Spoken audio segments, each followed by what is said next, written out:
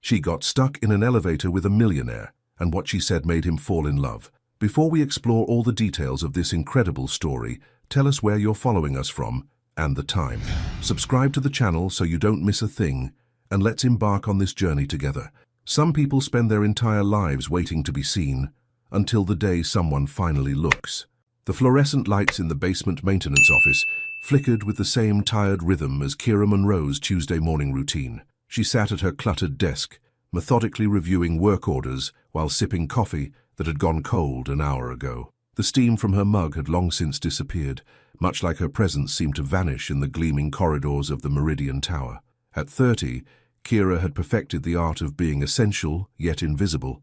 Her dark hands moved with practiced precision across maintenance schedules, her deep brown eyes scanning every detail with the focus of someone who understood that in a building full of millionaires, even the smallest oversight could cost her everything. "Morning, Kira," called out Tommy, the elderly security guard, as he shuffled past her office door. He was one of the few people in the building who bothered to learn her name. Most others simply referred to her as maintenance or didn't acknowledge her at all. She looked up from her paperwork, offering him a warm smile that transformed her entire face. "Morning, Tommy. How's the knee today? Acting up again? This weather's got it all twisted." He paused, leaning against her doorframe. "You know, you're the only person in this whole fancy building who asks about my knee." Kira's smile faltered slightly.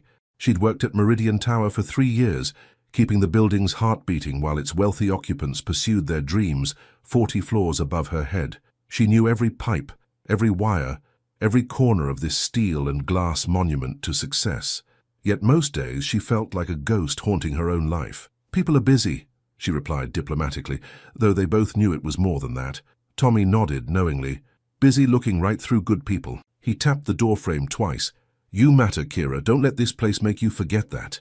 After he left, Kira stared at her reflection in the black computer screen. A beautiful woman stared back, high cheekbones, natural hair pulled back in a practical bun, and eyes that held depths most people never bothered to explore. She wore her Navy maintenance uniform like armor, professional yet unassuming. Her phone buzzed with a text from her sister, Brielle. "Still coming to dinner Sunday? Marcus wants to meet you." Kira sighed. Another blind date attempt. Brielle meant well, but she couldn't understand that Kira wasn't just single. She was selectively invisible. Dating required being seen, and being seen required vulnerability she wasn't sure she could afford. She typed back, "I'll try." The morning passed in its usual blur of elevator inspections, HVAC checks, and coordination with various contractors. Kira moved through the building like a skilled navigator, taking service elevators and back corridors to avoid the main thoroughfares where executives in $1,000 suits conducted their important business. Around lunchtime, she found herself in the 49th floor mechanical room, checking the new ventilation system installation. The room was quiet except for the gentle hum of machinery, one of the few places in the building where she could think clearly. She pulled out her father's old electrical multimeter, a tool that had been with her since she'd started in maintenance work. Lawrence Monroe had been an electrician for 30 years before his heart gave out, and he taught her that the most complex systems fail in the simplest places. Those words had become her philosophy, both professionally and personally. As she tested voltage levels, Kira allowed herself a moment of memory.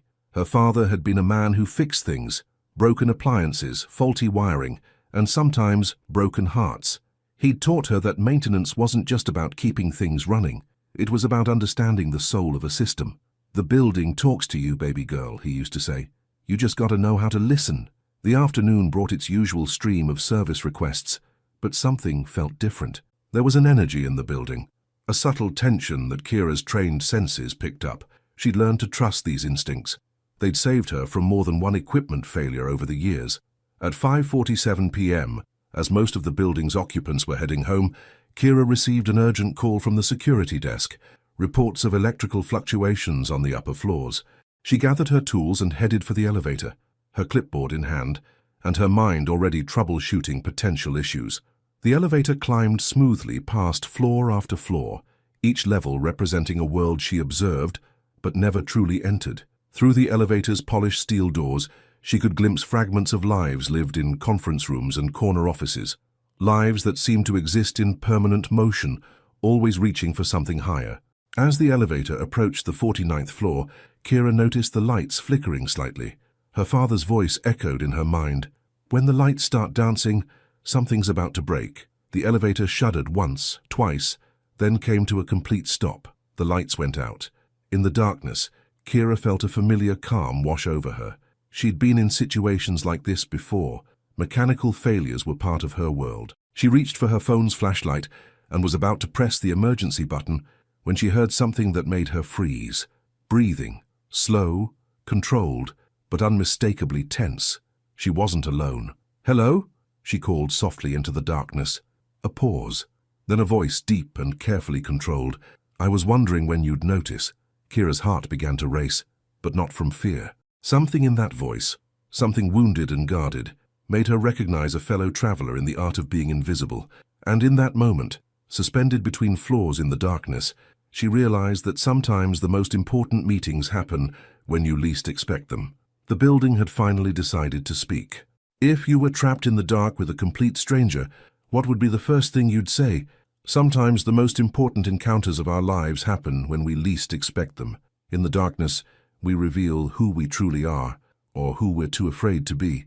The silence stretched between them like a held breath. Kira's flashlight beam cut through the darkness, illuminating her own hands first, then slowly sweeping across the confined space. In the corner, she caught a glimpse of expensive Italian leather shoes, perfectly pressed charcoal slacks, and hands that had never known a day of manual labor. "Your maintenance," the voice said. It wasn't a question. "Kira Monroe," she replied, her voice steady despite the unusual circumstances. "And you are?" A pause. She could hear him shifting, the rustle of what sounded like a tailored suit jacket. "Someone who's about to miss a very important meeting." The evasion didn't surprise her. In her 3 years at Meridian Tower, she'd learned that the higher you went in the building, the more people seemed to disappear behind titles and schedules. She'd become an expert at reading the unspoken language of corporate hierarchy. "Well, Mr. Someone," she said, allowing a hint of humor to creep into her voice, "I'm afraid your meeting will have to wait. But I can tell you that the backup power should kick in soon, and the emergency communication system will activate." She heard him laugh, a sound so unexpected and genuine that it made her pause. It was the laugh of someone who'd forgotten how to find things funny. "You're remarkably calm for someone trapped in a metal box," he observed. Kira settled back against the elevator wall, her clipboard resting on her knees. "I've learned that panic doesn't fix electrical systems. Besides, I've been in worse places." "Worse than this?" She thought of her childhood apartment, where the power went out regularly and her father would light candles while he worked on the fuse box, where being trapped meant being trapped in poverty, not just between floors. Much worse. The emergency lighting flickered on, casting everything in a dim amber glow. For the first time, Kira could see her companion clearly, Damien Wexley. She recognized him immediately, not from personal interaction, but from the building directory and the occasional glimpse of him striding through the lobby with the purposeful gait of someone who owned the world. He was younger than she'd expected, maybe late 30s, with dark hair that looked like it had been styled by someone who charged more per hour than she made in a week. His face was sharp, almost severe, with the kind of bone structure that photographers loved, and the kind of eyes that seemed to see everything while revealing nothing. He wore his wealth like a second skin, perfectly fitted, quietly expensive, and utterly impenetrable. "You know who I am," he said, noticing her recognition. "You're the guy who owns the 47th floor." She adjusted her position, unconsciously straightening her spine. "Wexley Digital Security." "Guilty." He loosened his tie slightly, the first crack in his polished armor. "And you're the woman who keeps this place running." The acknowledgement surprised her. Most executives walked past her like she was part of the building's infrastructure, necessary but invisible. "I do my job," she said simply. "Your job is keeping 800 people comfortable, safe, and productive every single day. That's not small." Kira studied his face, looking for the condescension she'd learned to expect. Instead, she found something that looked almost like respect. It was unsettling. "So," she said, changing the subject, "what's this important meeting you're missing?" His jaw tightened almost imperceptibly. "Investors. They're deciding whether to fund my company's expansion into international markets." "Sounds big." "It is." He ran a hand through his hair, disturbing its perfect styling. 3 years of work. Everything I've built depends on the next 2 hours. The vulnerability in his voice was so brief, she almost missed it. But Kira had spent her life reading between the lines, listening for the things people didn't say. Her father had taught her that the most dangerous electrical problems were the ones that hummed quietly in the walls. "You're scared," she said softly. His head snapped up, and for a moment, his carefully constructed mask slipped entirely. "I don't get scared. I get prepared." Same thing, different words. The elevator shuddered slightly, and they both instinctively reached for the handrails. In that moment of shared vulnerability, something shifted between them. "How long have you worked here?" he asked. 3 years. "You?" "I've had my office here for 2. He was quiet for a moment. "I don't think I've ever seen you before." "You wouldn't have. I'm good at being invisible." "Why?" The question was so direct, so unexpected, that Kira felt her breath catch. She'd spent years perfecting the art of blending into the background, of being essential but unnoticed. No one had ever asked her why. "Because invisible is safe," she said finally. "Invisible means you can't disappoint people, can't let them down, can't get hurt," he finished. Their eyes met in the amber emergency lighting, and Kira felt something she hadn't experienced in years, the dangerous thrill of being truly seen. "What about you?" she asked. "Why do you stay so far up in your tower?" Damien was quiet for so long she thought he wouldn't answer. When he finally spoke, his voice was barely above a whisper. "Because down here, people want things from you. Up there, at least the loneliness is honest." The elevator's emergency phone suddenly crackled to life, and a voice announced that rescue crews were on their way, but neither Kira nor Damien moved to answer it. In the space between floors, between their separate worlds, something had begun, and both of them knew that once they stepped out of this elevator, everything would change. The most dangerous thing about being trapped isn't the space, it's the time to think. The emergency phone continued its static-filled announcements, but neither Kira nor Damien made a move toward it. The rescue crews would come when they came. For now they existed in a suspended moment, between their regular lives and something entirely unknown. "You never answered the phone," Kira observed, nodding toward the device. Damien glanced at it, then back at her. "Neither did you." "I'm not the one missing the meeting that could change everything." "Maybe that's exactly why I'm not answering." He shifted against the wall, his expensive suit jacket creasing in ways that probably cost more than her monthly rent. "Besides, what am I supposed to tell them? That I'm trapped in an elevator with—" He stopped himself, but Kira heard the unfinished sentence hanging in the air. "With the help," she finished for him, her voice carrying no anger, only tired understanding. "That's not what I was going to say, wasn't it?" The silence stretched between them, heavy with the weight of unspoken truths. Kira had learned long ago that people's first instincts usually revealed more than their carefully chosen words. "No," Damien said finally, his voice quieter now. "I was going to say with someone who actually seems real." The admission hung between them like a bridge neither was sure they wanted to cross. "Real is overrated," Kira said, though she didn't sound convinced. "Real gets you hurt.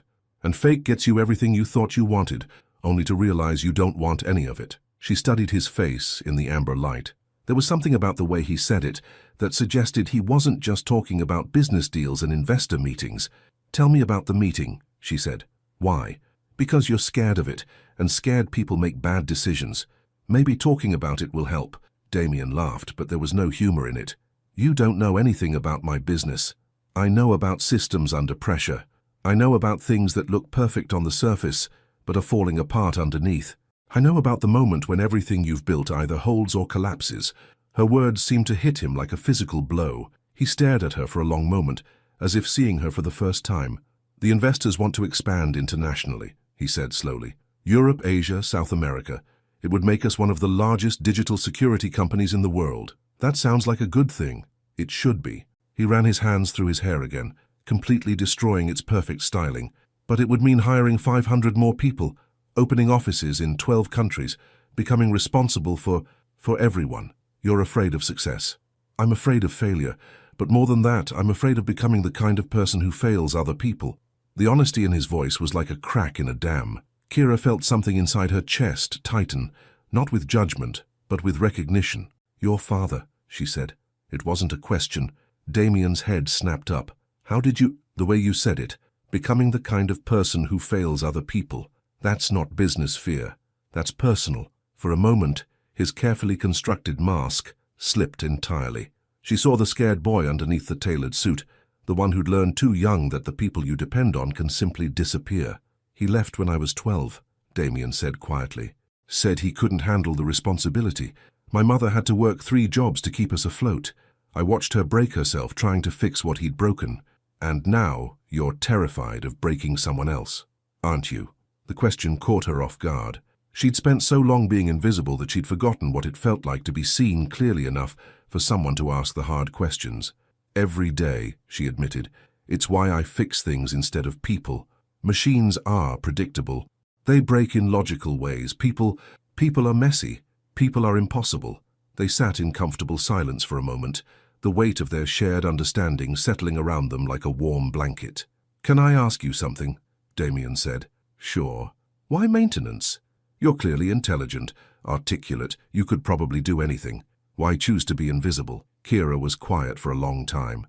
When she finally spoke, her voice was so soft he had to lean forward to hear her. Because my father taught me that the most important work happens where nobody's looking. He used to say that the heart of a building isn't in the lobby or the penthouses. It's in the basement, in the walls, in the spaces between spaces. That's where the real work gets done. And you believed him. I still believe him. She looked directly at Damien. But I'm starting to wonder if maybe I've been hiding down there too long. The emergency phone crackled again, more urgently this time. The rescue teams were getting closer. They'll have us out soon, Kira said. Yeah, Damien's voice carried a strange reluctance. Back to our separate floors. Back to being invisible. Back to being untouchable. They looked at each other, and in that moment, both of them understood that they were standing at a crossroads. They could pretend this conversation never happened, return to their carefully constructed lives, and never speak again. Or they could choose something scarier. They could choose to be real. The elevator shuddered and they heard voices in the shaft above them. The rescue was imminent. Kira, Damien said urgently. Yeah? When we get out of here, would you like to get coffee sometime? She stared at him, her heart beating so fast she was sure he could hear it. Mr. Wexley, I don't think— Damien, he interrupted. My name is Damien. The sound of her name on his lips, paired with the vulnerability in his eyes, made her breath catch. For the first time in years, Kira Munro felt dangerously close to being seen, and she wasn't sure if she was ready for that kind of light. Sometimes rescue feels more like an interruption than salvation. The sound of metal grinding against metal echoed through the elevator shaft as the rescue team worked to pry open the doors above them. Voices called down, professional and reassuring, but Kira found herself wishing they would take just a little longer. Ma'am, sir, we're going to have you out in just a few minutes. A firefighter's voice boomed down from somewhere above. Damien looked at Kira, and she saw her own reluctance reflected in his eyes. Neither of them had answered his question about coffee.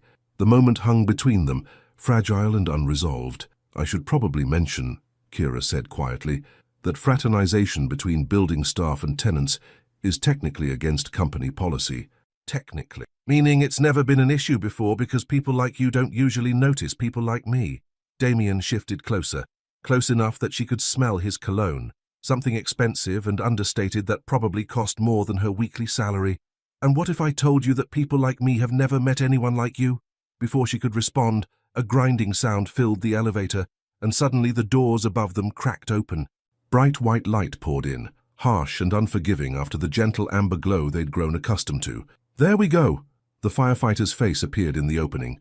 Who wants to go first? Kira automatically started to move forward. In her world, maintenance staff handled emergencies, let the important people go first. But Damien's hand touched her arm, gentle but firm. Ladies first, he said, but his eyes told a different story. They said, don't disappear on me. The rescue process was efficient and professional. Kira was lifted up first, strong hands pulling her through the opening and onto the solid floor of the 50th level. The sudden transition from the intimate space of the elevator to the bright, bustling activity of the rescue scene was jarring. Paramedics immediately approached her, checking her vitals, asking standard questions about claustrophobia and panic attacks. She answered automatically, her eyes searching for Damien as he was helped up behind her. The contrast between them was stark in the harsh fluorescent lighting. Damien immediately attracted attention.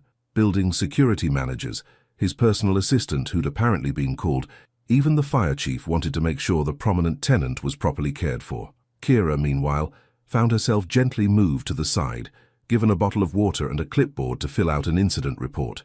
The invisible woman becoming invisible again. Ms. Monroe? A voice called her name, and she looked up to see Damien standing a few feet away, surrounded by his small entourage of concerned professionals. "Could I speak with you for a moment?" The building manager, Mr. Henderson, stepped forward with an apologetic smile. "Mr. Wexley, I'm sure Ms. Monroe needs to get back to her duties. We'll handle all the incident reports and—" "Actually," Damien's voice carried the unmistakable authority of someone accustomed to being obeyed, "I'd like to personally thank Ms. Monroe for keeping me calm during the incident. She was remarkably professional." Henderson nodded eagerly. Of course, Kira is one of our best." One of our best." The phrase stung more than it should have. Not the best, not irreplaceable, just one of the good ones. Kira felt the familiar weight of her invisibility, settling back over her shoulders like an old coat.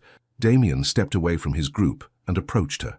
Up here, in the bright lights and open space, he looked different, more polished, more remote. The man who'd shared his fears in the darkness seemed like someone she might have imagined. "Thank you," he said formally. "Your professionalism made a difficult situation much easier." Professional. The word created distance between them, turning their connection into a business transaction. Kira felt something inside her chest close up, a protective mechanism clicking into place. "Just doing my job, Mr. Wexley." The use of his formal name created a visible flinch, so brief she almost missed it. But she saw it and she understood. They were both retreating now, back to their separate worlds, back to safety. "Kira," he said quietly, low enough that only she could hear, "about what we discussed." She looked around at the crowd of people, at Henderson hovering nearby, at his assistant checking her watch impatiently. The elevator had been a bubble outside of reality. This was real life with all its complications and hierarchies and impossibilities. "Mr. Wexley," she said, her voice steady and professional, "I think the stress of the situation might have made us both say things we wouldn't normally say. It's probably best if we just forget about it." Something flickered in his eyes. Hurt, maybe, or disappointment. But he recovered quickly, his own professional mask sliding back into place. "Of course," he said. "You're absolutely right." Henderson appeared at Damien's elbow. "Mr. Wexley, your car is waiting downstairs. I've taken the liberty of rescheduling your meeting for tomorrow morning." "Thank you." Damien straightened his tie, smoothed his hair back into its perfect style. When he looked at Kira again, he was once more the untouchable executive from the 47th floor. "Ms. Monroe, thank you again for your professionalism." He turned and walked away, surrounded by his entourage, leaving Kira standing alone with her clipboard and her bottle of water. As she watched him disappear into the elevator, a different elevator, one that worked properly, she felt an unexpected hollow ache in her chest. For 2 hours, she'd been seen, really seen, and now she was invisible again. Her phone buzzed with a text from her supervisor. "Incident report on my desk by 5 p.m. Back to reality, back to the basement, back to being essential but unnoticed. But as she walked toward the service elevator, Kira couldn't shake the feeling that something fundamental had changed. She'd tasted what it felt like to be real with someone, to be honest about her fears and dreams. The memory of Damien's vulnerability, his genuine laughter, the way he'd really listened to her, it all felt too vivid to simply forget. Maybe she was right to pull away. Maybe mixing her world with his was a recipe for heartbreak. But as the service elevator carried her back down to the basement, one thought echoed in her mind. What if being safe wasn't the same thing as being alive? The hardest conversations are the ones we have with ourselves in the silence. 3 days passed, and Kira found herself taking routes through the building she'd never used before. She told herself it was for efficiency, but the truth was more complicated. She was avoiding the 47th floor, avoiding the possibility of running into Damien, avoiding the memory of vulnerability that seemed to echo in every corridor. Her basement office felt smaller now, the fluorescent lights harsher, the silence more oppressive. She threw herself into work with an intensity that surprised even Tommy, who stopped by her office Thursday morning with his usual coffee and concerned expression. "You've been working late every night this week," he observed, settling his creaky bones into the chair across from her desk. "Henderson's got you pulling double shifts." "Just catching up on some projects," Kira replied, not looking up from her computer screen, where she was reviewing maintenance schedules that didn't really need reviewing. Tommy was quiet for a moment, studying her with the wisdom of someone who'd spent 40 years reading people's faces. "You know, I've seen that look before. Usually on people who are running from something they don't want to think about." Kira finally looked up. "I'm not running from anything." "Mm-hmm." He sipped his coffee thoughtfully. "Must be my imagination then. Just like it's my imagination that Mr. Wexley from the 47th floor has been asking the front desk questions about building maintenance procedures. Her heart stuttered. What kind of questions? Oh, general stuff. Scheduling, protocols, how to contact specific departments. Tommy's eyes twinkled with mischief. Real specific questions about how to reach the basement maintenance office. Kira forced herself to look disinterested. Probably has a problem with his HVAC system. Probably. Tommy stood up, his knees protesting audibly. Of course, if he did have a problem, you'd think he'd just call the main number like everyone else. But what do I know? I'm just an old security guard. After he left, Kira found herself staring at her phone, wondering if Damien had tried to call. She checked the building's service request system twice, looking for any tickets from his floor. Nothing. Maybe Tommy was wrong. Maybe Damien had moved on, forgotten their conversation as easily as she was trying to forget it. Maybe the vulnerability she'd seen in his eyes had been her imagination, a product of stress and confined spaces. The thought should have been reassuring. Instead, it felt like loss. That afternoon, she was in the 42nd floor mechanical room when her radio crackled to life. Kira, we've got a service request on 47. HVAC issues in the Wexley digital office. Her hands stilled on the air filter she was replacing. Can't Jerome handle it? I'm tied up on 42. Jerome's out sick, and the request specifically asked for the senior maintenance coordinator. That's you, sweetheart. Kira closed her eyes, feeling the universe's sense of humor pressing down on her. I'll be right there. The elevator ride to the 47th floor felt both eternal and far too short. She checked her appearance in the polished steel doors, smoothing her uniform and making sure her hair was properly secured. Professional, invisible, safe. The Wexley digital office was a study in controlled chaos. Sleek workstations buzzed with activity, young employees moving with the focused energy of a successful startup. Glass conference rooms lined the perimeter, and she could see through to Damien's corner office, where he was on a phone call, gesturing emphatically. You must be maintenance, a voice said behind her. She turned to see a woman in her 30s, stylishly dressed with the kind of confidence that came from knowing exactly where she belonged in the world. I'm Cassandra, Damien's assistant. The air conditioning in the main conference room has been acting up all week. I'll take a look, Kira said, following Cassandra through the office. She was acutely aware of being watched, not with suspicion, but with the casual interest people showed when something unusual happened in their routine. The conference room was indeed warm, stuffy with the recycled air of too many meetings. Kira set down her toolbox and began her diagnostic routine, checking vents, testing airflow, examining the digital controls. It was routine work, familiar and calming. She was so focused on her task that she didn't notice when the door clicked shut behind her. The thermostat's been reading wrong for 3 days.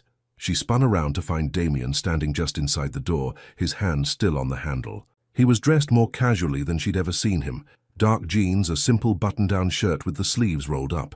He looked younger, more approachable, but his eyes held the same guarded intensity she remembered from the elevator. Mr. Wexley, she said, her voice professionally neutral. I'll have this fixed in just a few minutes. There's nothing wrong with the air conditioning. The words hung between them like a confession. Kira felt her carefully constructed composure begin to crack. Then why did you call for maintenance? Because I couldn't figure out any other way to see you. He stayed by the door, maintaining distance, but his eyes never left her face. I tried calling the main office. They said all service requests go through proper channels. I tried asking the front desk about building protocols. They gave me a manual the size of a phone book. So you lied about having HVAC problems. I've been lying about a lot of things lately. He took a step closer, then stopped himself, like pretending I could forget our conversation, like pretending that 2 hours in an elevator didn't change everything I thought I knew about connection. Kira felt her breath catch. Damien, I know this is complicated. I know there are policies and hierarchies and 1,000 reasons why this is a bad idea. His voice was quiet, urgent. But I can't stop thinking about what you said, about being invisible, about breathing together. She stared at him, seeing past the expensive clothes and perfect office to the man who'd shared his fears in the darkness, the man who'd listened to her stories about her father without judgment, the man who'd made her feel for just a moment like she mattered. This is crazy, she whispered. I know. It could ruin everything. I know. I could lose my job. Not if I have anything to say about it. The certainty in his voice made her look up sharply. You can't promise that. You're right. I can't promise anything except that I'll regret it for the rest of my life if I don't ask you this properly." He took a breath, and when he spoke again, his voice was soft, vulnerable. "Kira Monroe, would you have coffee with me? Not because of company policies or building hierarchies or what anyone else might think. Just because I'd like to spend time with the woman who made me remember what it feels like to be real." The silence stretched between them, heavy with possibility and fear. Through the conference room's glass walls, Kira could see the busy office continuing its daily rhythm, oblivious to the moment that felt like it might change everything, and in that moment she had to choose the safety of invisibility or the terrifying possibility of being seen. When someone is willing to risk everything just to see you again, how do you know if you should run toward them or away? Sometimes the biggest risk isn't saying yes, it's wondering what if for the rest of your life. Sometimes the bravest thing you can do is let someone see you trembling. The silence in the conference room felt alive, pulsing with the weight of a decision that could change everything. Kira stared at Damien, her mind racing through a dozen reasons to say no, a dozen fears that kept her safe in her invisible world. But then she thought of her father's words. The most complex systems fail in the simplest places. Maybe her system of safety had already failed. Maybe it had broken the moment she'd spoken honestly in that elevator, the moment she'd allowed herself to be seen. "Yes," she whispered, so quietly she wasn't sure he'd heard her. "Yes. Yes, I'll have coffee with you." The words came out stronger this time, more certain. "But not here, not in the building." Relief flooded his face, followed immediately by something that looked like panic. "Where? When?" "Tomorrow's Saturday. There's a place called Rosalie's Coffee on East 47th Street. Small, quiet, real coffee instead of fancy espresso drinks." She picked up her toolbox, suddenly needing to move, to do something with the nervous energy coursing through her. 2 o'clock? 2 o'clock, he confirmed. How will I? "You'll find me." She headed toward the door, then paused. "And Damien? Come as yourself. Not as the CEO, not as the guy who owns half the building. Just you." "I'm not sure I remember who that is." "Then I guess we'll figure it out together." Saturday morning arrived grey and drizzly, the kind of New York weather that made everyone walk a little faster and hunch a little deeper into their coats. Kira stood in front of her closet for 20 minutes, staring at her limited options. What did you wear to coffee with a millionaire when you weren't trying to impress him, but weren't trying to disappear either? She settled on dark jeans, a soft burgundy sweater that her sister had bought her for Christmas, and her one pair of nice boots. In the mirror, she looked like herself, not polished, not trying too hard, just real. Rosalie's Coffee was exactly the kind of place Kira had hoped it would be. Mismatched furniture, local art on the walls, the rich smell of coffee beans and fresh pastries. She arrived 15 minutes early, claiming a small table in the back corner where she could see the door. At exactly 2 o'clock, Damien walked in, and Kira had to suppress a smile. He'd clearly taken her advice to heart. Gone were the tailored suits and perfect styling. Instead, he wore dark jeans that looked like they'd actually been worn before, a simple grey sweater, and sneakers that had seen better days. His hair was slightly messy, as if he'd run his hands through it nervously. He looked human, approachable, real. He spotted her immediately and made his way over, moving with less of the confident stride she associated with him and more of the uncertain gait of someone venturing into unfamiliar territory. "Hi," he said, sliding into the chair across from her. "Hi." She gestured around the cafe. "Not exactly your usual scene, I'm guessing. I haven't been in a place like this since college." He looked around, taking in the eclectic decor, the mismatched mugs, the relaxed atmosphere. I'd forgotten places like this existed. "What kind of places do you usually go to?" "Hotel lobbies, corporate dining rooms, places where every conversation is a negotiation, and every meal costs more than most people spend on groceries in a week." He met her eyes. "Places where nothing is real." A barista appeared at their table, a young woman with purple hair and paint stains on her apron. "What can I get you folks?" "Large coffee, black," Damien said automatically. "That's not coffee, honey, that's punishment," the barista said with a grin. "When's the last time you actually tasted your coffee?" Damien looked confused, glancing at Kira for help. "He'll have a medium cappuccino with cinnamon," Kira said, "and I'll take a vanilla latte with oat milk."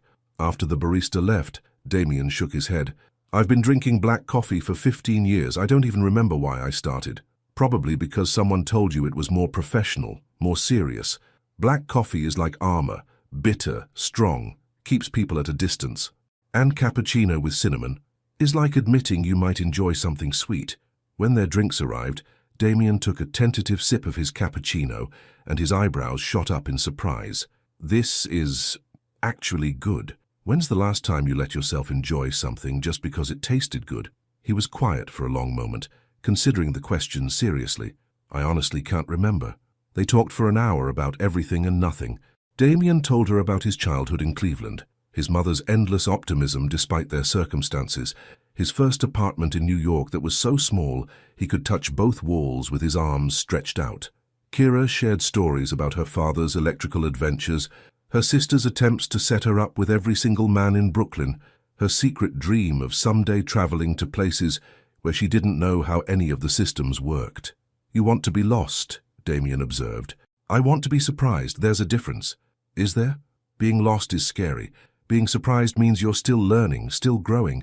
It means the world can still show you something new." As the afternoon wore on, the cafe grew busier, filled with the comfortable chatter of weekend conversations. But their corner table felt like its own small world, insulated from everything else. "Can I ask you something?" Kira said as they shared a piece of apple pie that neither of them had planned to order. "Anything. In the elevator, you said you were afraid of becoming the kind of person who fails other people. But you employ how many people now? 50? 100? 73. And how many of them have you failed?" Damien was quiet, clearly thinking. I don't know. I try not to think about it that way. Maybe that's the problem. Maybe you're so focused on the possibility of failing that you're not seeing all the ways you're succeeding." He stared at her across the small table, and she saw something shift in his expression. "How do you do that?" "Do what?" "See things so clearly. Cut through all the noise and fear and just see what's actually there." "Practice," she said simply. "A lot of practice being invisible teaches you how to really look at people. You learn to see what they're hiding, what they're afraid of, what they need. And what do you see when you look at me?" The question was asked so quietly, with such vulnerability, that Kira felt her breath catch. She studied his face, the sharp angles softened by afternoon light, the eyes that held depths of kindness beneath their guarded surface, the mouth that was learning to smile again. "I see someone who's forgotten how to be gentle with himself," she said finally. "Someone who's been carrying the weight of the world for so long, he's forgotten what it feels like to set it down." Damien's eyes filled with something that might have been tears. "And you're not afraid of that? Of someone who doesn't know how to be gentle?" Kira reached across the table and touched his hand, a gesture so natural it surprised them both. "I'm terrified, but I'm more afraid of spending the rest of my life wondering what might have happened if I'd been brave enough to find out." Outside, the rain had stopped, and late afternoon sunlight streamed through the cafe windows, warming their corner table. In that golden light, surrounded by the gentle hum of human connection, something shifted between them. They were no longer the maintenance woman and the millionaire, the invisible and the untouchable. They were just two people learning to breathe together. The hardest part about letting someone into your life isn't opening the door. It's keeping it open when reality walks in uninvited. 3 weeks later, Kira found herself in places she'd never imagined. Not physically, though Damien had shown her a rooftop garden on the 32nd floor she'd never known existed, but emotionally. She was learning what it felt like to be someone's first text in the morning, their last call at night. They met carefully, quietly, away from the building and its watchful hierarchy. Coffee shops in different neighborhoods, a bookstore in Greenwich Village where Damien bought her a collection of Maya Angelou poems, a small Italian restaurant in the Bronx where the owner's grandmother still made the pasta by hand. "You're glowing," Brielle observed over Sunday dinner, studying her sister with the sharp eyes of someone who'd known her for 30 years. "And you're checking your phone every 5 minutes. Who is he?" Kira nearly choked on her wine. "Who's who?" "The man who's got you smiling at your phone like it just told you the secret to happiness." Brielle leaned forward, grinning. "Come on, I tell you about every disaster date I go on. The least you can do is share the good news." "It's complicated. The best ones always are." "What's his name?" Kira hesitated. She'd been dreading this conversation, knowing that once she spoke Damien's name aloud to her family, it would make everything real in a way that terrified her. "Damien," she said finally. "Damien what? Where did you meet him? What does he do?" "He works in my building." Not a lie, exactly, but not the whole truth either. "Office romance. I love it. Is he cute? When do I get to meet him?"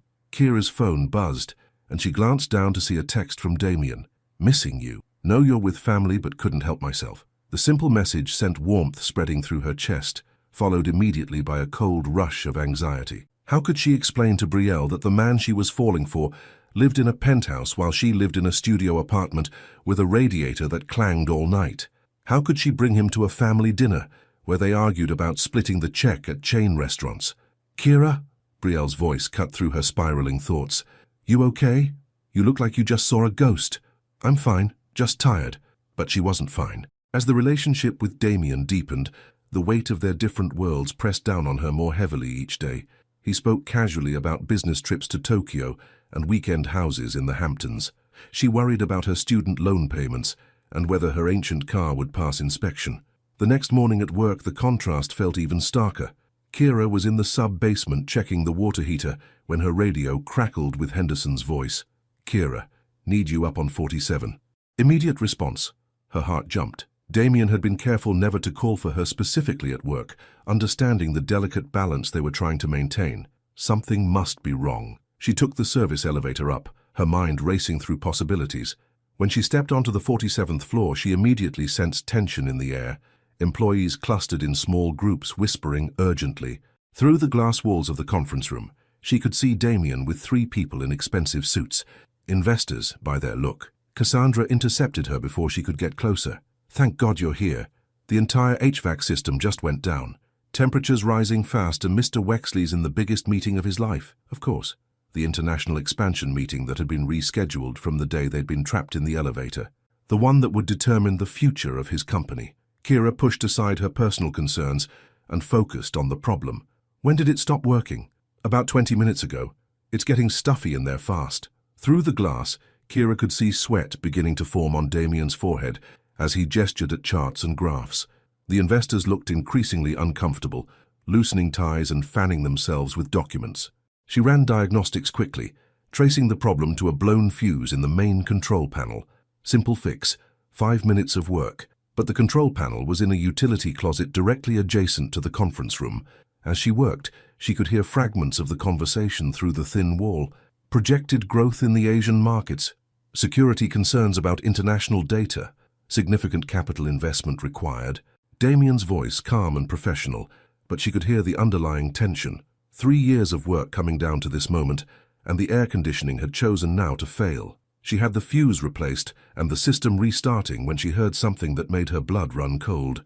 "Mr. Wexley," one of the investors' voices carried clearly through the wall, "we have to ask about some concerning rumors we've heard about your personal relationships." The room went silent. Kira's hands stilled on her tools. "I'm not sure what you mean," Damien's voice carefully controlled. "There are suggestions that you've been fraternizing with building staff, inappropriate relationships that could reflect poorly on your judgment and professionalism." Kira felt the world tilt sideways. Someone had been watching. Someone had seen them together, reported back to people who mattered in Damien's world. "My personal life has no bearing on my professional capabilities," Damien said, and she could hear the steel in his voice. "Perhaps not. But perception matters in business, Mr. Wexley. Our investment represents significant money, and we need to be confident that our partners maintain appropriate standards." The silence stretched on for what felt like hours. Kira realized she was holding her breath, waiting for Damien's response, waiting to see if he would defend their relationship or sacrifice it for his business. When he finally spoke, his voice was quiet, but firm. "Gentlemen, I've spent 3 years building this company on the principles of integrity, innovation, and respect for every person who contributes to our success. If you're suggesting that who I choose to spend my personal time with affects my ability to run a business, then perhaps we have fundamentally different values." Another silence. Then, the sound of chairs being pushed back. "We'll be in touch, Mr. Wexley.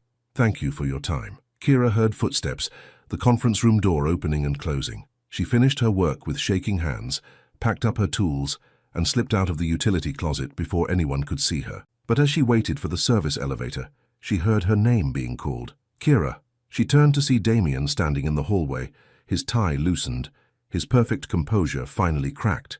"You heard," he said. It wasn't a question. "I heard." She clutched her toolbox tighter, as if it could anchor her to something solid. "Did you just lose the deal because of me?" "I don't know. Maybe." He stepped closer, and she could see the exhaustion in his eyes. "Does it matter?" "Of course it matters. This was everything to you. 3 years of work, your future, your company's future. And what about our future?" The question hung between them, like a bridge spanning an impossible distance. Kira looked at this man who had just risked everything for her, who had chosen her over investors and expansion, and all the success he'd worked so hard to build, and she realized that sometimes love wasn't about finding someone who fit perfectly into your world. Sometimes it was about finding someone worth rebuilding your world around. Sometimes the person who loves you most is the one brave enough to walk away. The service elevator had never felt smaller. Kira stood pressed against the back wall, her maintenance uniform suddenly feeling like a costume that no longer fit. Damien stood near the controls, having followed her into the cramped space despite her protests.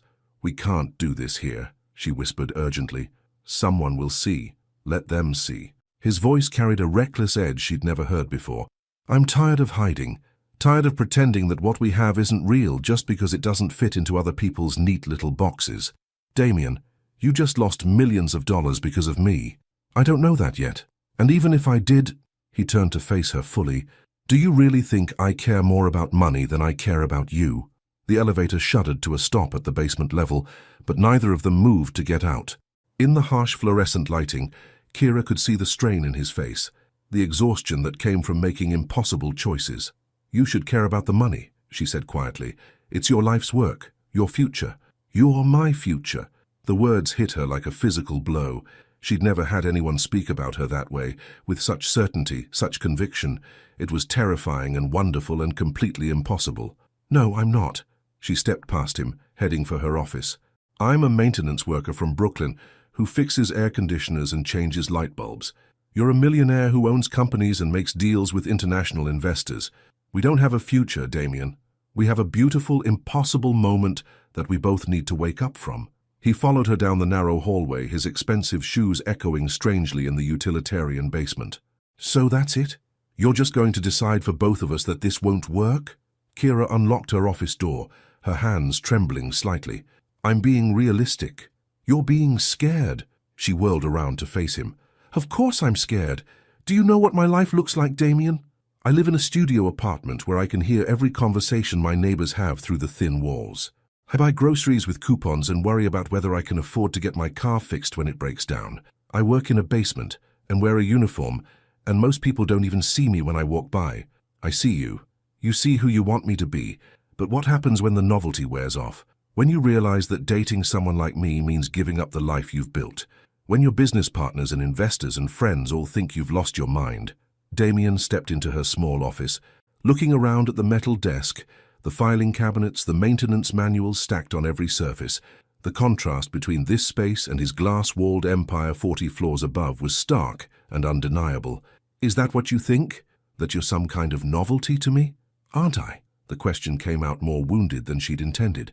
The millionaire and the maintenance worker. It sounds like the setup to a joke. It sounds like the setup to the best thing that's ever happened to me. His honesty was like a knife to her chest. She turned away, focusing on her computer screen, trying to build walls between them again. "Kira, look at me. I can't. If I look at you, You'll what? I'll forget all the reasons this is impossible." She heard him move closer, felt his presence behind her chair. When he spoke, his voice was soft, broken. "What if I told you that meeting you was the first time I'd felt alive in years? What if I told you that, before you, I was just going through the motions of a life that looked successful from the outside, but felt empty inside? Damien, please, what if I told you that I'd rather lose every deal, every investor, every dollar I've ever made than lose you?" She closed her eyes, tears threatening to spill over. "Don't say things like that." "Why not? Because they're true? Because they're not sustainable. Because real life isn't a fairy tale where love conquers all." She finally turned to face him, and she saw her own pain reflected in his eyes. "Because eventually, you'll resent me for what you gave up. And eventually you'll resent me for what I have." The words hung between them like a verdict. They'd finally said aloud what they'd both been thinking, the impossible mathematics of their different worlds. "Maybe," she whispered. "So what do we do?" Kira looked at this man who had somehow become everything to her in just a few weeks. This man who made her laugh, who listened to her stories about her father, who had taught her what it felt like to be truly seen.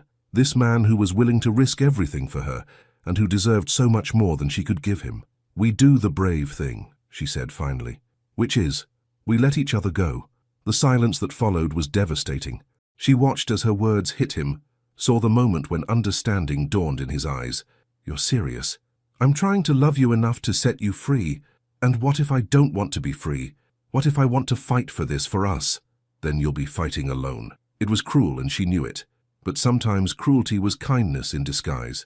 Sometimes the most loving thing you could do was break someone's heart to save their life. Damien stared at her for a long moment, and she forced herself to meet his gaze without flinching. She needed him to see her resolve, needed him to believe that she meant it. "I see," he said finally. His voice was carefully controlled, professionally distant. The mask was sliding back into place, protecting him from further damage. "In that case, I should let you get back to work." He turned to leave, then paused at the door. "For what it's worth, Kira, you're wrong about one thing. You're not invisible. You're the most vivid, real, beautiful thing I've ever encountered, and someday I hope you'll be brave enough to believe that about yourself."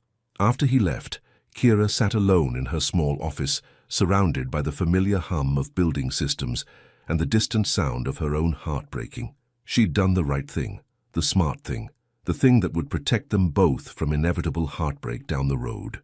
So why did it feel like the worst mistake of her life? Her phone buzzed with a text from Brielle. "Dinner Thursday? Marcus wants to meet you." Another setup, another attempt to find her someone appropriate, someone from her world, someone safe. Kira stared at the message for a long time before typing back, "Sure." Back to the life she'd always known, back to being invisible, back to safety. But as she tried to focus on her work, one thought echoed in her mind. What if safe wasn't enough anymore? Sometimes you don't realize how much space someone occupied in your life until they're gone. 2 weeks passed, like a slow-motion disaster. Kira threw herself into work with an intensity that worried Tommy and impressed Henderson. She arrived early, stayed late, and volunteered for every weekend maintenance call. If she kept moving, kept busy, kept her hands occupied with familiar problems, maybe she could outrun the hollow ache in her chest. But the building itself seemed determined to remind her of Damien. Every elevator ride, every trip to the upper floors, every glimpse of the 47th floor directory made her heart stutter. She'd started taking the stairs whenever possible, climbing 20, 30, sometimes 40 flights, rather than risk the confined space where she might remember the sound of his breathing in the darkness. "You're going to work yourself into the hospital," Tommy observed on a rainy Thursday morning, finding her in the sub-basement at 6 a.m., reorganizing supply closets that didn't need reorganizing. "Just catching up on some projects," she replied automatically, the same response she'd given for 2 weeks. "Projects that require you to be here before the sun comes up?" Kira didn't answer, focusing intently on counting screws and washers, as if her life depended on getting the inventory exactly right. Tommy was quiet for a moment, then said gently, "You know, in 40 years of working in buildings like this, I've seen a lot of people try to fix their hearts by fixing everything else. Never works.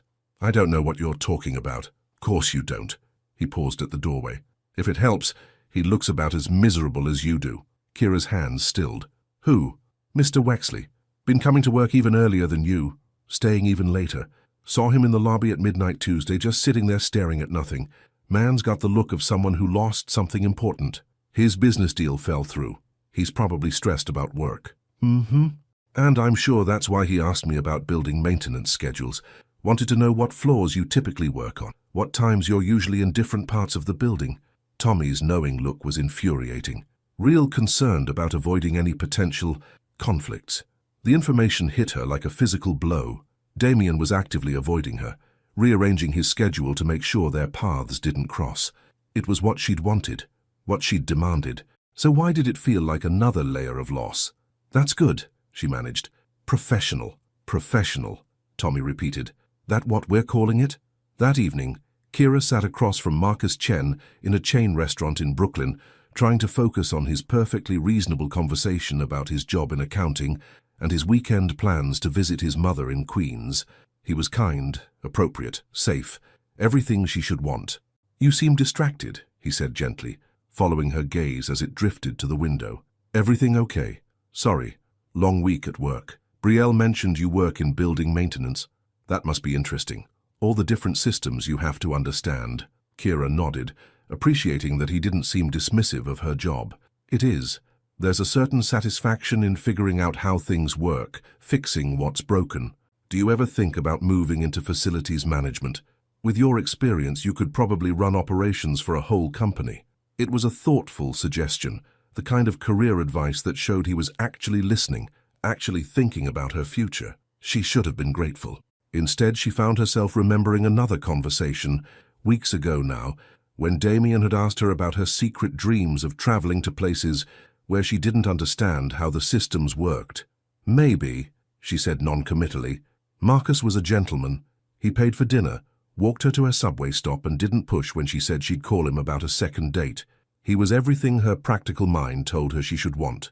Stable, kind, from her world. But as the train carried her home through the underground tunnels of the city, all she could think about was amber emergency lighting and the sound of honest laughter in the darkness. Friday morning brought an emergency call that made her stomach drop. Water main break on the 47th floor. Major flooding, potential electrical hazards, all hands on deck. She tried to send Jerome, but Henderson was insistent. This is a big one, Kira. I need my senior coordinator on site. The elevator ride to 47 felt like ascending to her own execution. She'd managed to avoid this floor for 2 weeks, and now she was walking directly into Damien's domain, carrying her toolbox like armor against the memories that lived in every corner. The scene was chaos. Water had flooded most of the main office area, soaking carpets, threatening computer equipment, sending employees scrambling to save important documents. The facilities team was working frantically to shut off the main valve and set up pumps to remove the standing water. "Thank God you're here," Cassandra called out, splashing through ankle-deep water. "The flooding started about an hour ago. We think it's a burst pipe in the wall behind the main conference room. The conference room where she'd fixed the air conditioning. The conference room where she'd overheard the conversation that had changed everything." Kira waded through the water, her professional instincts taking over despite her emotional turmoil. She traced the source of the leak quickly, identifying the problem and formulating a repair plan. It would require shutting down water to the entire floor and cutting into the wall to access the damaged pipe. She was setting up her equipment when she heard his voice. "How bad is it?" She turned to find Damien standing in the doorway, surveying the damage to his office. He was dressed in jeans and a work shirt, his expensive shoes replaced with rubber boots. He looked tired, older somehow, as if the past 2 weeks had aged him. "Bad," she said, forcing herself to sound professional. "I'll need to shut down water to the whole floor for at least 4 hours, maybe longer. The wall will have to be opened up, and you'll probably need to relocate operations for the rest of the day." "Can it be fixed?" "Everything can be fixed," she replied automatically, then caught herself. It was something her father used to say, and something she'd shared with Damien in their elevator conversation. The memory hung between them like an open wound. He was quiet for a moment, watching her work with familiar efficiency. "What can I do to help?" "Nothing. Just stay out of the way." It was harsher than she'd intended, but she needed distance. Being in the same room with him, breathing the same air, was making it impossible to maintain the wall she'd built around her heart. She worked for 3 hours, cutting into drywall, replacing damaged pipes, testing systems. Professional, efficient, invisible. It was a particularly complex repair, requiring her to access pipes that ran behind built-in shelving units. As she was reaching into a tight space to secure a joint, her hand slipped on the wet surface. She felt herself losing balance, falling backward, bracing for impact with the hard floor. Instead, she found herself caught in strong, familiar arms. Damien had moved without thinking, catching her before she could fall. For a moment, they were frozen in that position, her leaning back against his chest, his arms wrapped around her, both of them breathing hard from the shock of unexpected contact. "Are you okay?" he asked quietly, his voice close to her ear. She should have pulled away immediately, should have thanked him politely and returned to work. Instead, she found herself leaning into his warmth for just a moment, allowing herself to remember what it felt like to be held by someone who cared about her. "I'm fine," she whispered, but she didn't move. "Kira." The way he said her name broke something inside her. All the careful distance she'd maintained, all the professional walls she'd built, they crumbled in an instant. She pulled away abruptly, grabbing her tools with shaking hands. "I need to finish this." But as she turned back to her work, she caught sight of something that made her freeze.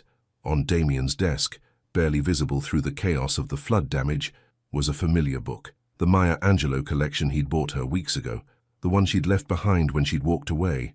He'd kept it. The hardest truth to face isn't that love might fail, it's that walking away from it already has.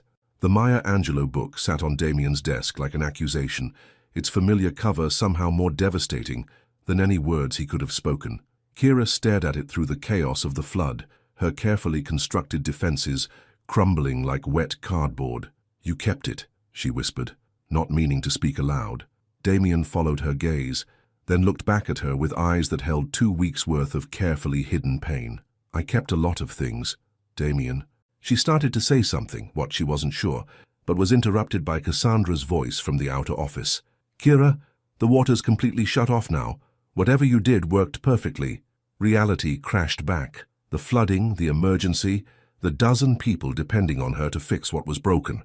She turned back to her work with trembling hands, forcing herself to focus on pipe fittings and pressure tests instead of the man standing 3 feet away who made her heart forget how to beat normally. "The repair's complete," she announced an hour later, testing the newly installed joints one final time.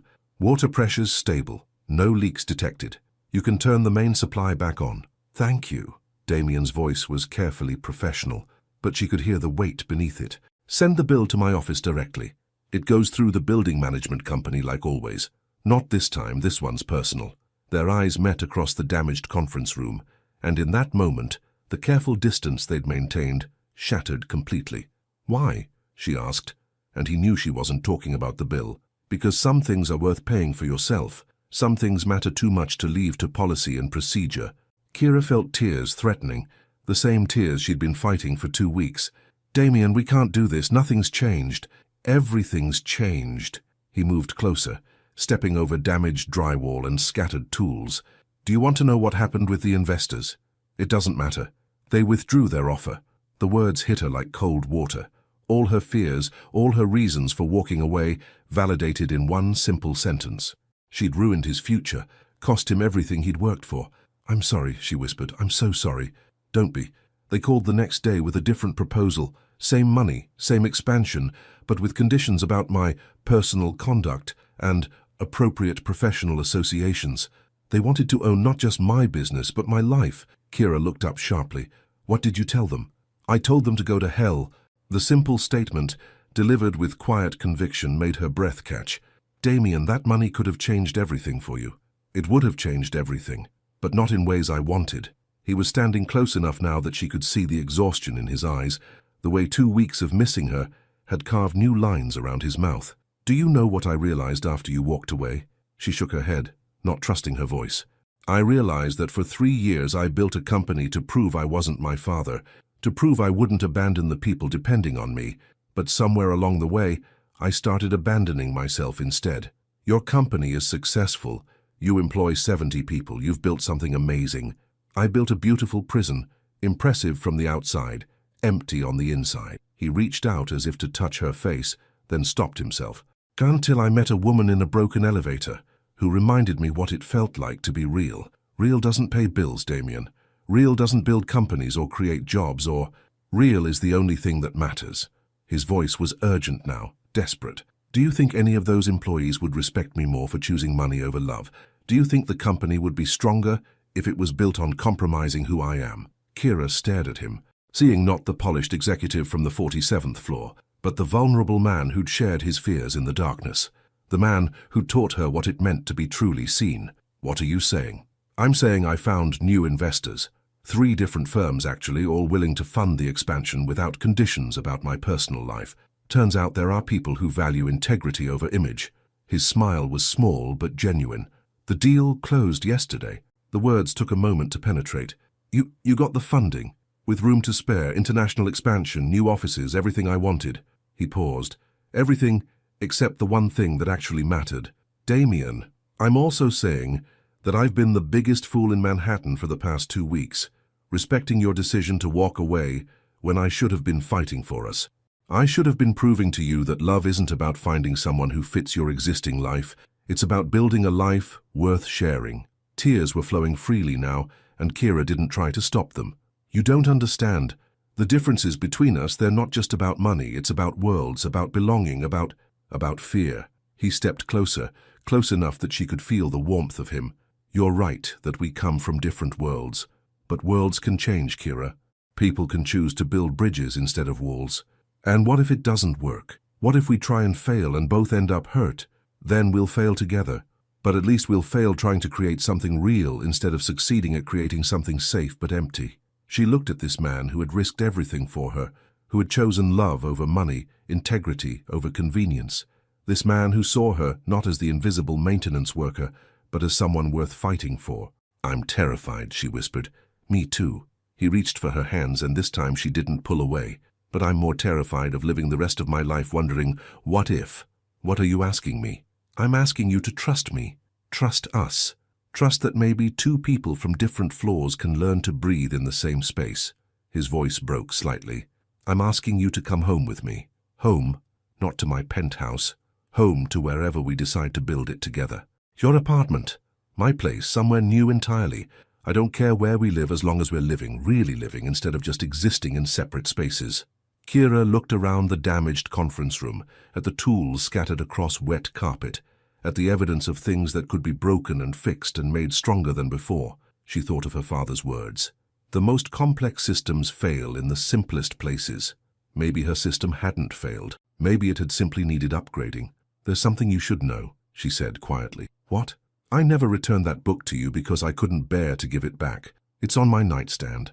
I read it every night before bed, and every poem reminded me of you."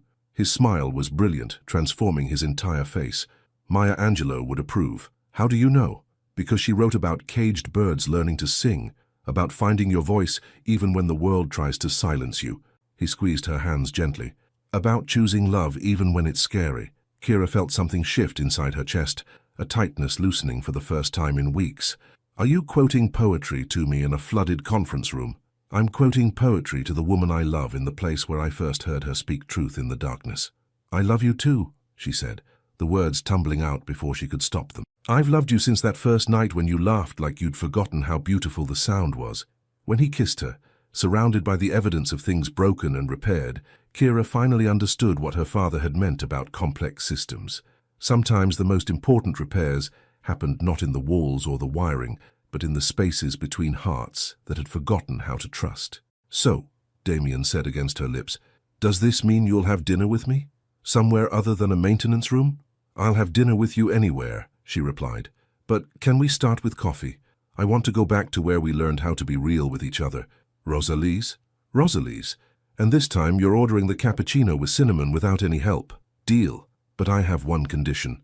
"What's that?" He gestured around the damaged room, then pulled her closer. "Next time we get trapped somewhere together, remind me that the best conversations happen when we stop trying to escape and start trying to understand each other instead." Kira laughed, the sound echoing in the empty space like music. "I'll remind you. But let's try to avoid getting trapped for a while. I think we have enough adventures ahead of us without needing broken elevators to bring us together." Adventures. Learning to live in the same world, meeting each other's families, figuring out how to merge a basement office with a penthouse lifestyle. She smiled up at him. "Learning to breathe together." "Together," he repeated, like a promise. And in that moment, surrounded by water damage and construction dust, they began to build something neither of them had ever dared to imagine. A love that could bridge any distance, survive any storm, and prove that sometimes the best things in life happen not when you're safe in your separate spaces, but when you're brave enough to share the same air. 1 year later, the morning sun streamed through the floor-to-ceiling windows of the 50th floor, painting everything in shades of gold and possibility. Kira stood at the edge of what had once been executive offices, watching construction crews put the finishing touches on something that had never existed before in the Meridian Tower. "Mrs. Wexley?" The young contractor appeared at her elbow, clipboard in hand. "The new elevator system is ready for final inspection." Mrs. Wexley. Even after 3 months of marriage, the name still sent a small thrill through her chest, not because she'd changed her identity, but because she'd expanded it. She was still Kira Munro in the basement, still the woman who could trace electrical problems through the maze of building systems, but she was also Kira Wexley on the 50th floor, co-owner of something unprecedented. "Let me take a look," she said, following him to the bank of new elevators that connected the building's maintenance levels directly to the upper floors. No more service elevators, no more hiding in back corridors. This system was designed for visibility, for connection, for the revolutionary idea that the people who kept the building running deserved the same access as the people who worked in corner offices. As she ran her final diagnostic checks, Kira thought about the conversation that had led to this moment, 6 months ago, when Damien had proposed not just marriage, but a complete reimagining of how Wexley Digital operated. "What if we bought the whole building?" he'd asked over breakfast in their shared apartment, a renovated loft in Brooklyn that was neither penthouse nor basement, but something entirely their own. "What if we turned it into something that's never been done before?" "What do you mean?" "A building where the people who maintain it are partners, not invisible staff, where the wealth generated by the businesses gets reinvested in the community, where someone like your father would have been celebrated for his expertise instead of overlooked." It had taken 8 months to make it happen. Buying out the other tenants, redesigning the space, creating a new model that investors initially called unrealistic and now called revolutionary. The Monroe Wexley Center for Integrated Business and Community Development. 40 floors of tech companies, social enterprises and community organizations, all working together under a profit-sharing model that ensured everyone from the CEO to the maintenance staff shared in the success. "All systems operational," Kira announced, signing off on the final inspection report. "We're ready for the grand opening." The contractor grinned. "Your husband's been pacing the lobby for an hour. I think he's more nervous than you are." "He's not nervous about the building," Kira laughed. "He's nervous about the speech he has to give to 300 community leaders in 2 hours." She took the new elevator down to the lobby, marveling as always at how different it felt to move through the building now.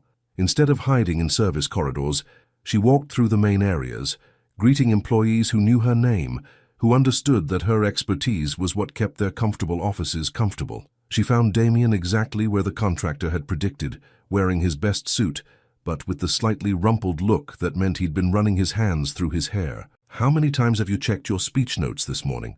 she asked, sliding her arms around his waist. "Only 12. That's progress." He kissed the top of her head, breathing in the familiar scent of her shampoo. "Are you sure this isn't completely insane? Turning a profitable office building into a social experiment?" "Completely insane," she confirmed. "Just like marrying your building's maintenance coordinator was completely insane. Best decision I ever made." "The marriage or the building?" "Both, but if I had to choose..."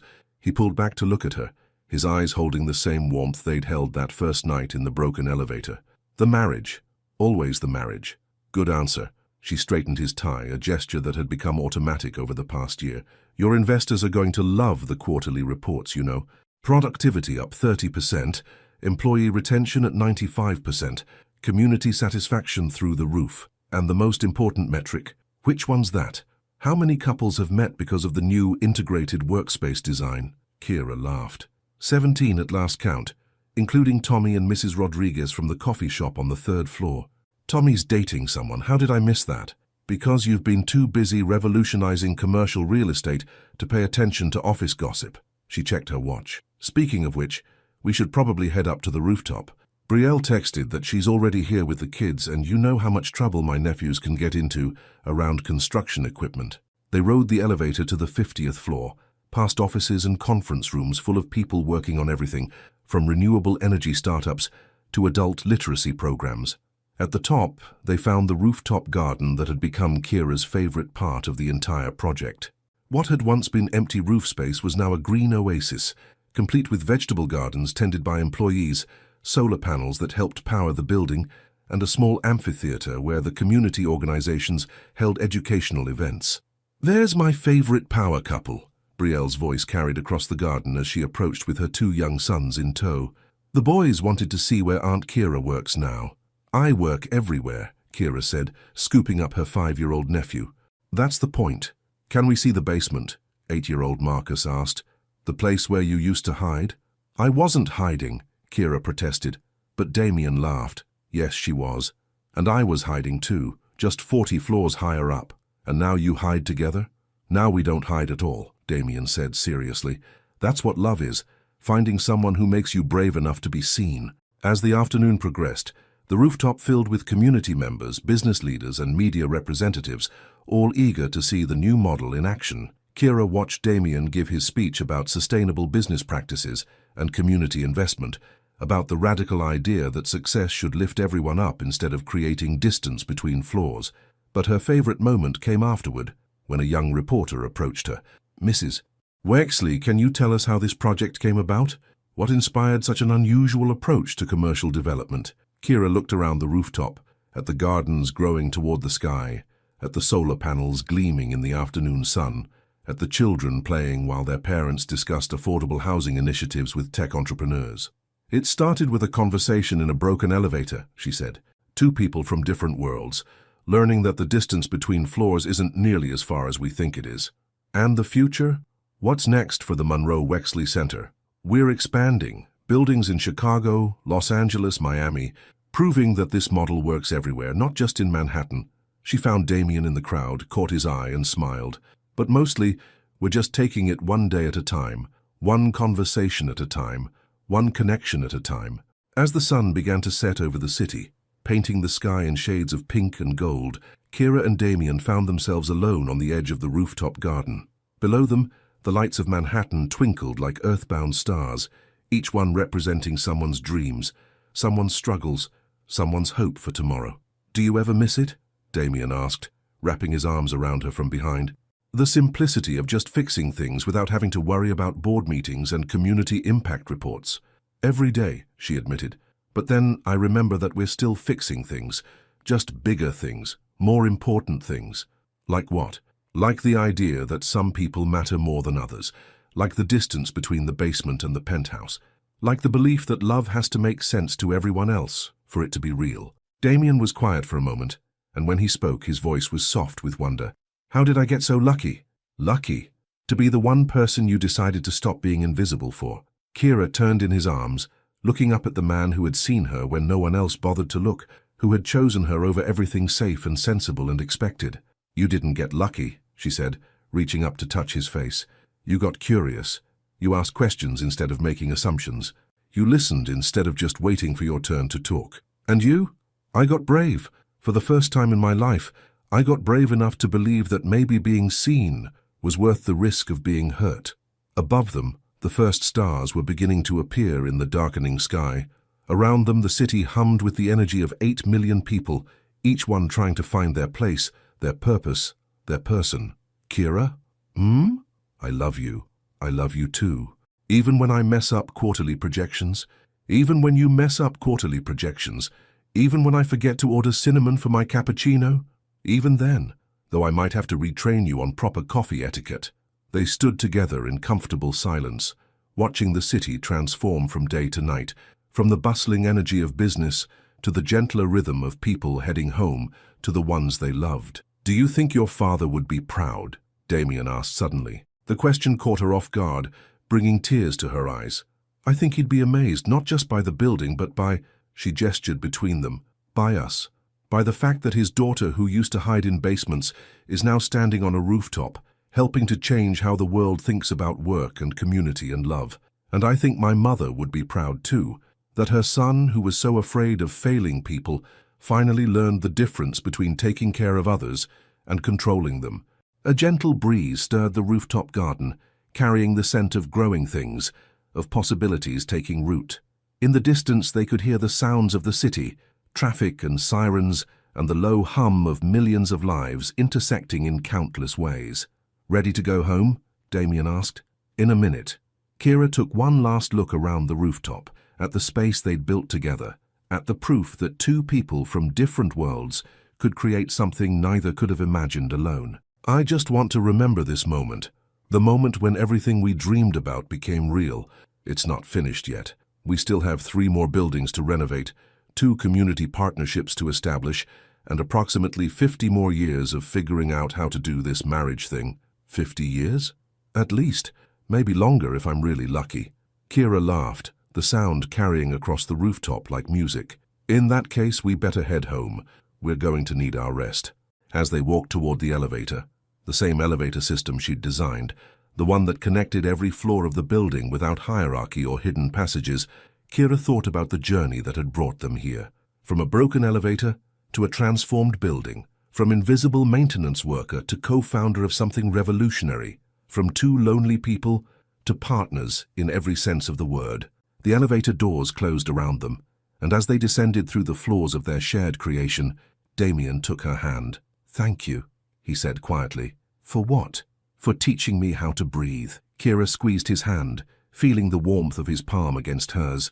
the steady rhythm of his pulse that had become as familiar as her own heartbeat. "Thank you for teaching me how to be seen." The elevator carried them down through their building, past floors full of people working toward a better future, past the evidence of what was possible when love was brave enough to build bridges instead of walls. And as the doors opened onto the lobby, where Tommy waved goodnight from his security desk, and Mrs. Rodriguez called out a cheerful farewell from the coffee shop, Kira realized that they had created exactly what her father had always talked about. A place where the heart of the building wasn't hidden in the basement or locked away in a penthouse, but lived openly on every floor, connecting every person, proving that the most important infrastructure of any building, of any life, was love. The final question for the audience. What would you risk everything for? Sometimes the greatest love stories aren't about finding someone perfect. They're about finding someone worth becoming your best self for. Have you ever met someone who made you want to build a different kind of life? Your participation in the channel is very important. Please leave your opinion in the comments. Thank you so much for watching until the end. If you enjoyed this story, don't forget to subscribe to the channel, leave a like, and comment your thoughts. Your participation is very important to us. See you next time.